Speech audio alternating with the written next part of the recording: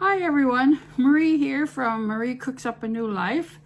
Welcome. If you've not been here before, welcome to my channel. If you've already been here, welcome back. On this channel, I like to share recipes, stories, things that I enjoy. And today is going to be a bit of a pick and mix. I don't really have a recipe to share with you today, but don't turn it off yet because I've got lots of good things to share with you. I thought I would. Do you like my hat? I picked this up the other day because it looked very festive and I thought, oh, I can wear that in my videos. And here I am wearing it for the first time.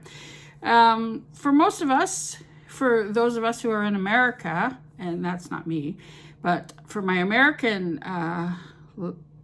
watchers, listeners, their Thanksgiving is just a week or so away. And in the UK and Canada and the United States and other places in the world, Christmas is just around the corner.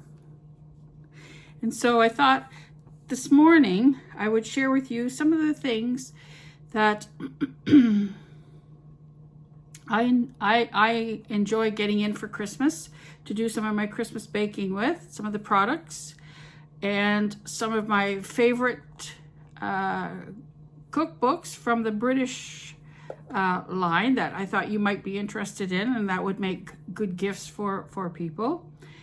And yeah, basically that's it. I do have a recipe that I'm planning on making for you a little bit later this week, so don't despair. I will be back with something to eat later on. I'm having a nice, I bought myself this the other day at the superstore, a little Santa Claus mug. So you can see I'm really getting festive. Okay, so one thing that I like to cook every year for Christmas is a Christmas cake and a Christmas pudding. And of course, those two items kind of take some specialty products. You can make them yourself from scratch, but it's just really easy to buy them if you can. And they're not always available here. So I found a place online for the last two Christmases. How long have I been back here? 4 years. This will be my fourth Christmas. So for the last 3 Christmases, I haven't been able to do things exactly the way that I would like to have done them because I couldn't get the things. So this year I went searching and I found certain items to do my Christmas cake and my Christmas pudding from scratch. I mean, I could buy the Christmas cake and I already made, and I could buy the Christmas pudding already made, but to be perfectly honest, they're never as good as the ones that you make yourself. So I believe this first site that I ordered some things from was called the British Store, but in any case, I will leave the link for you down below, and the delivery was really fast, and I'm not getting paid to tell you this. I bought these things for myself.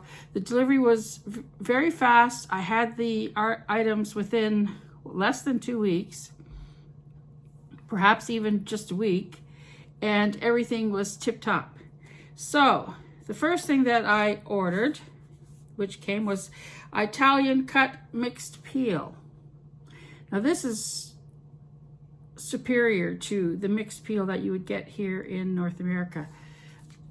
I think it is anyways. And ideally you should be able to buy the peel whole and chop it up yourself, but I have never seen it whole, and I haven't had the time to make my own candied peel from scratch. Anyhow, this is an integral part of Christmas puddings and Christmas cakes, Italian mixed peel. The other item was glacé cherries. Now, when I went to get these, probably about a month or so ago, I couldn't find them anywhere here in Canada. Now, they are a common ingredient in Canada, but I don't know what the problem was. Anyhow, I ended up ordering these online as well. Ideally, you want to get the ones that are not dyed. These ones are dyed, but they're still very good. So I've got a couple of pots of those.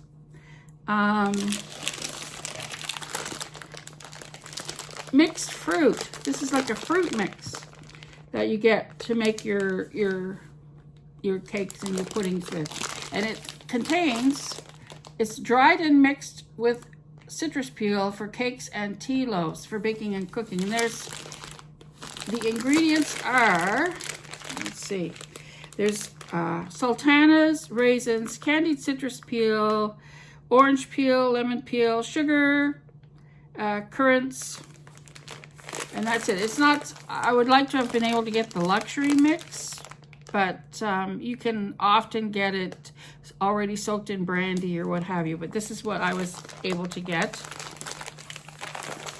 And another thing that I purchased were currants, dried currants. I know that you can get them here, but somehow they don't seem the same. So I got a big bag of currants. And beef soot, which is also handy for those things. And that's what I had gotten from this British supply place. They have a shopper that actually goes to the store with your order, buys things that you need, and then they ship it over to you. And it does cost a little bit for shipping, but I found it wasn't overall all that bad. And of course, beef soot. This is great for making like steak puddings, dumplings, Christmas cakes, all sorts of things. Now, there's another place that I like to buy British things from, and it's called, so I had to look at the box, Blighty's. So from them, I got a good store of mince meat in. This is Mrs. Darlington's, and I really like her products. And this is mincemeat with brandy, and it's got brown sugar, Bramley apple, sultanas, raisins, currants, orange marmalade, candied peel, brandy, lemon juice, spices. I love British mincemeat. I like it much better than North American mincemeat. I like to make my own, but I wasn't sure if I'd be able to get the things to make it myself this year, so that's why I bought it already made. Marzipan, ready to roll. I got this from Blighty's as well, and I got 2 packs because some of it is for my Christmas cake, because what you do is you bake your Christmas cake, and I should be doing that very shortly now. And you feed it with brandy or whatever over the weeks before Christmas. And then just a few days before Christmas, you cover it with a layer of marzipan and then a layer of fondant icing. And you decorate it, and it's all sorts of fun. And I can leave a link to you below of Christmas cakes that I have made in the past that turned out really nice. There's also a cake that I like to make. It's a Mary Berry recipe, and it's for a cherry cake, and it has a layer of marzipan in the center. So that's why I got 2 boxes of marzipan, because I'm really missing my cherry and marzipan layer cake. And I got Paxo. This is British stuffing. It's not the same as North American stuffing. It's made with I forget what they call them.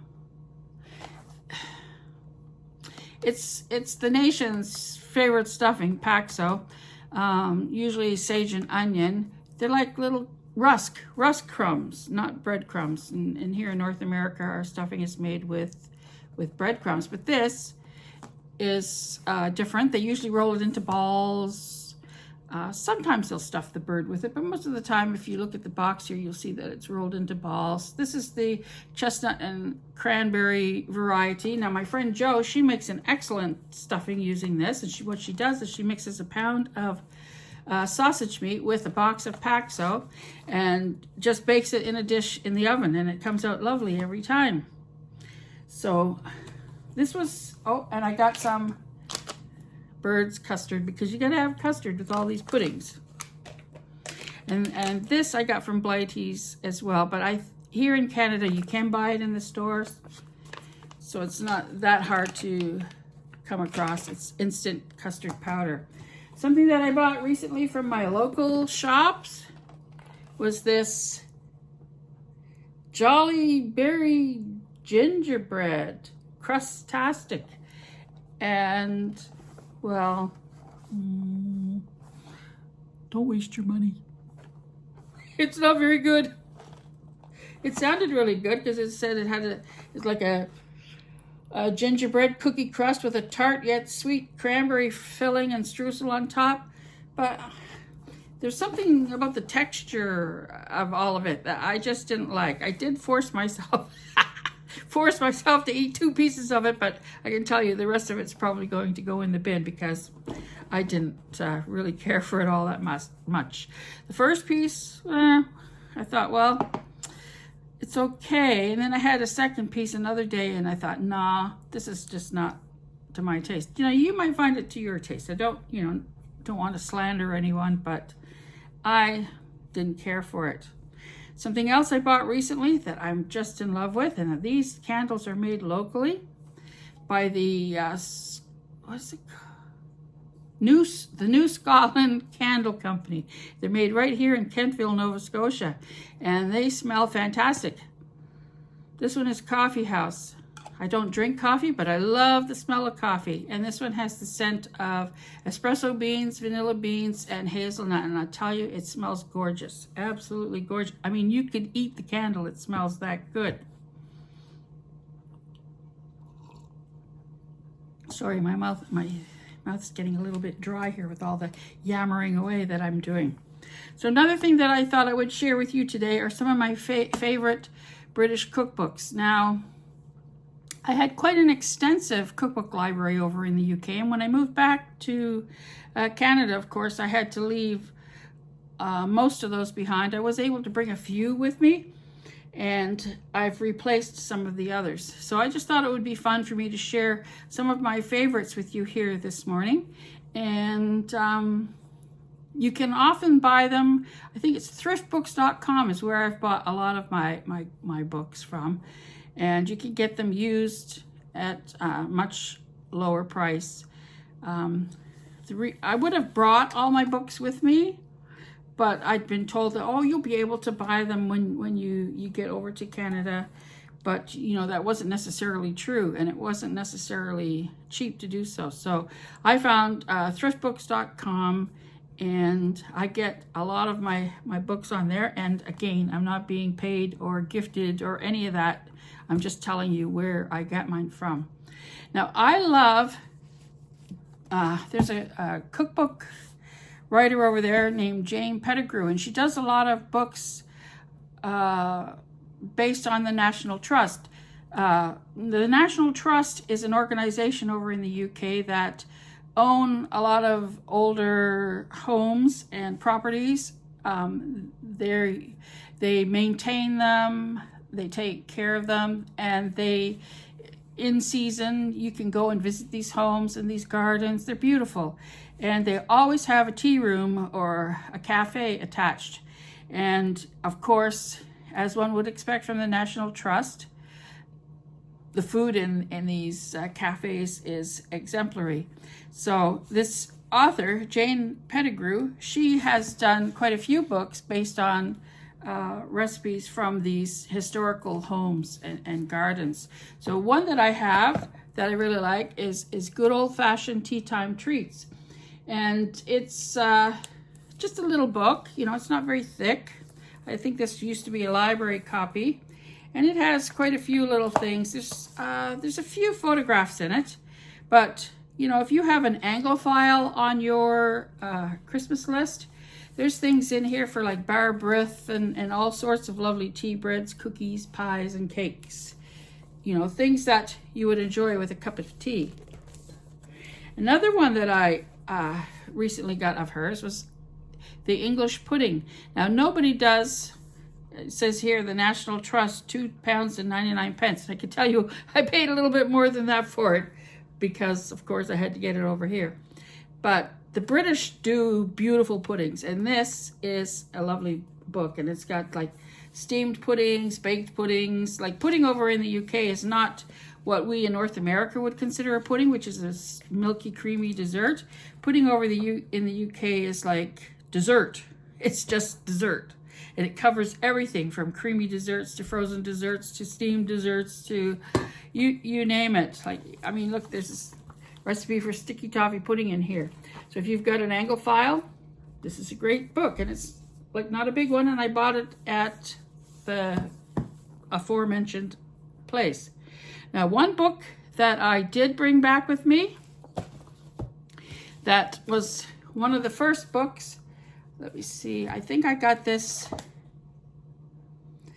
for my birthday a couple of years after I moved over there, and it's Delia Smith's Complete Cookery Course. Now, there's a lot of information in here to do with British cooking. It's got everything. You can see it's well used. It's got everything from appetizers to main courses to desserts to breads, salads, puddings. Everything is in this book. Now, Delia Smith was she's still alive, a very famous television chef over in the UK. And I don't think she's a classically trained chef, but she is a cook that is very well respected and highly esteemed. And this is one of the books that I chose to bring back with me. Another book that I chose to bring back with me, and I'm glad that I did, is Mary Berry's Ultimate Cake Book. Now, this is one of the first books that I bought for myself when I moved over to the UK, and you can see it's really well loved. It's even been chewed by my dog. It's full of every kind of cake under the sun. Party cakes, family cakes, everyday cakes, you name it. Cakes. This is an excellent book.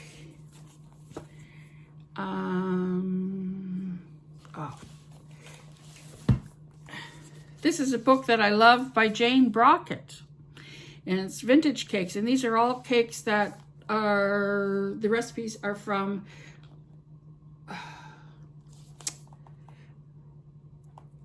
what's the name of that organization? Oh, the WI, the Women's Institute. A lot of these are Women's Institute recipes. Now, the WI is much beloved organization in the UK. Started during the war to like make jams and stuff like that to support their soldiers and their communities. And it's still going strong. And they usually still do the same thing, support their communities and what have you. And a lot of it they do by selling cakes. If you've seen that movie Calendar Girls, that was about the Women's Institute. And this book, Vintage Cakes, is based on a lot of Women's Institute recipes.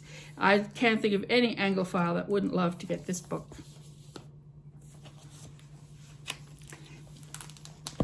My very first Christmas when I was in the UK, I wanted this book with a passion. Gary Rhodes, he sadly passed away a few years ago, but he had a few series on the television that I loved to watch. I loved the way this man cooked, and I loved his recipes. They were foolproof. They might have been a little bit artsy-fartsy, but basically they were very good classic recipes, very well done. And this book is loaded with those. And again, everything from soup to nuts. It's an excellent book. Now, I had to get mine secondhand because it was just too heavy for me to bring back with me. And it was such an important book to me that it was one that I really wanted to replace. Now this, Apples for Jam by Tess Kos. Now, she's a woman, I think she's married to an Italian. She lives in Italy. She has Finnish and Greek ancestry. She's lived in the UK. She's worked as a chef in a variety of places and jobs. And this is my favorite cookbook. I did bring this copy back with me. You can see it's also well loved, and it's just good family recipes, and they're done according to color. Like there's a chapter on orange, and the dishes in it are sort of things with an orange color, and there's a green chapter and a blue and whatever. Anyways, it's my favorite book, not just because it's got a pair of red shoes on the cover, although that might be part of it because I do like red shoes, but because the recipes in it are solid and simple. Simple, solid, everyday recipes. Tess Kos, Apples for Jam. This one you can tell I've got lots of things bookmarked in it. This was one that I brought back with me. Claude McKenna, homemade. She's an Irish cook, and I love her recipes. And I've made a lot of things out of this book. It's an excellent book if you can get your hands on it. It says irresistible recipes for every occasion, and a lot of it is homemade. You know, beautiful photographs too. You know, there's some lemon curd there. I think that's lemon curd. Yeah, lemon curd. Anyways, a really lovely book.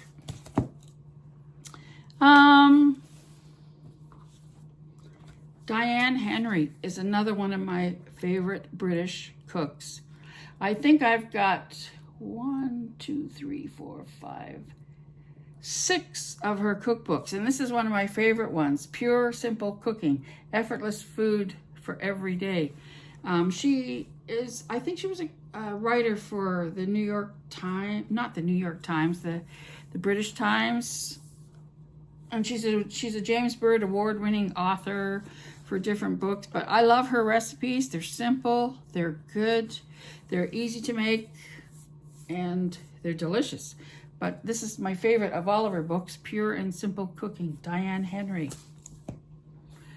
Okay. Oh, here's another one of my favorite British authors. My book pile is getting tall here. It's soon not going to be taller than me, so I'll move some of those back. Tamson Day Lewis. Now, she's another British cook, and I used to watch her on television when I was over in the UK. This book is Food You Can't Say No To, and it's got simple recipes in here that you just... once you taste them, you see them, you cook them, you see them, you taste them, and you think, oh, I could never say no to a piece of that. It's like a beautiful pavlova here on the cover. Now, you've probably heard of Daniel Day-Lewis, the actor. Well, this is his sister.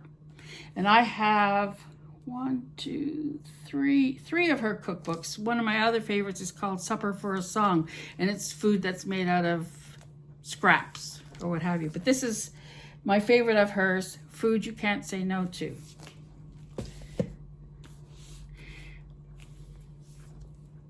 The Perfectly Roasted Chicken by, what's her name? Mindy Fox. And I don't know if she's British or not, but I believe that she is. But this is one of my favorite books because, who doesn't love roast chicken? And this is everything to do about roasting a chicken, all different kinds of ways to roast chicken, recipes to use with your leftover chicken. It's just a beautiful source for roast chicken. There's 20 different ways, plus the hosts, 20 different ways to roast a chicken. Who knew there were 20 different ways to roast a chicken? And I've tried most of them. And there's also a host of salads, soups, pastas, etc. Ways to use your chicken. This is an excellent book. The Perfectly Roasted Chicken by Mindy Fox. And finally, last but not least, The Irish Bakery. This is by Sherry Denham. Sorry, I had to look in because my brain, I can't just hold in all these things. And this is like soda breads, farmhouse bread, scones, tray bakes, tea breads, you name it. They're all in this book, Irish Bakery. This was the latest British-Irish book that I treated myself to, and I thought you might like it too. That's by no means the extent of my British cookbooks, but they're just a few that I thought you might be interested in and that you might perhaps want to purchase either for yourself or for a member in your family who really enjoys British food. Perhaps you've always wanted to go to the UK but never had the opportunity to do so. Now you can taste a little bit of it in your own home. And, I've shown you where you can get some of the harder to find ingredients as well. Anyways, that's my video for today. I do hope to be back in another few days. I've got plans to bake something really nice with you, something very festive, and I'm really looking forward to that. I just couldn't get all my eggs gathered in one place today to do that. So this is my video for the day, for the, you know, this time. I hope that you've enjoyed it. If you have, please give me a thumbs up. If you haven't, you can give me a thumbs down too, you know, whatever. If you haven't already subscribed, please subscribe.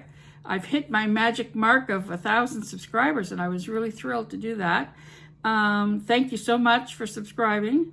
If I'd love it if you'd leave a comment below. That really makes my day, and I do try to respond to every one of them. Oh, something that someone had asked me in one comment was, you know, they were expecting me to have a British accent. Well, sorry to disappoint you, but even though I was over there for over 20 years, I did not develop a British accent. There were a few things that I said a little bit differently because obviously, you know, when you live in a certain place, you are going to take on a few of their colloquialisms or whatever you want to call them. But I never did lose my Canadian accent. And I wish that I had $1 for every time I'd been asked for which part of America I was from. But alas, I didn't get paid for that. However, again, thank you very much for tuning in today. Thank you for watching. Thank you for coming back. Please come again. I hope you have a beautiful day. I hope the sun is shining where you are and it's not too cold. It's a little bit cloudy here, and I think it's going to rain. In any case, have a wonderful day. And I'll close as always by saying I love you, and don't forget, God loves you too. Bye for now.